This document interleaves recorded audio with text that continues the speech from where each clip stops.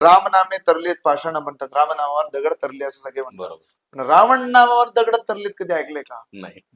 तर असा प्रसंग आहे की लोक तेव्हाचे राक्षस रावणाला सांगत गेले की असं असं झालंय आणि रामाच्या नावावर दगड तरले.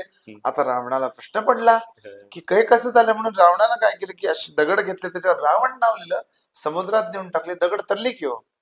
लोकांना आश्चर्य वाटलं, आता हा प्रसंग कधी ऐकण्यात नाहीये. एक एक काय म्हणतात की अनुभवाचा म्हणून घ्या, मोठ्या विभूतींकडनं ऐकलेला आहे. तर रावण नावावर सुद्धा दगड तरले. आता आश्चर्य वाटायला लागलं, रावणाच्या नावावर दगड तरले कसे, काय झालं बाबा? राम नावावर तरतात ते आपल्याला माहितीये की नावच तेवढं श्रेष्ठ आहे, रावण नावावर तरले कसे?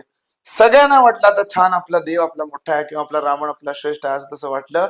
एकच असं होते व्यक्तिमत्व की त्याला माहित होतं की हे खोटं आहे. आणि ते व्यक्तिमत्व म्हणजे त्याची स्वतःची पत्नी मंदोदरी. तिला वाटत होतं की हे सगळं खोटं आहे, हे सगळं फेक आहे, काहीतरी याच्यात बनाव आहे.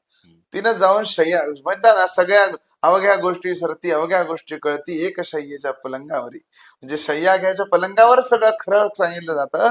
त्या पद्धतीनं शयनगृहात गेल्यानंतर मंदोरीने विचारलं धर्मरापती कि हे काय आहे पतिदेवा, हे काय आहे, कशामुळे तरले?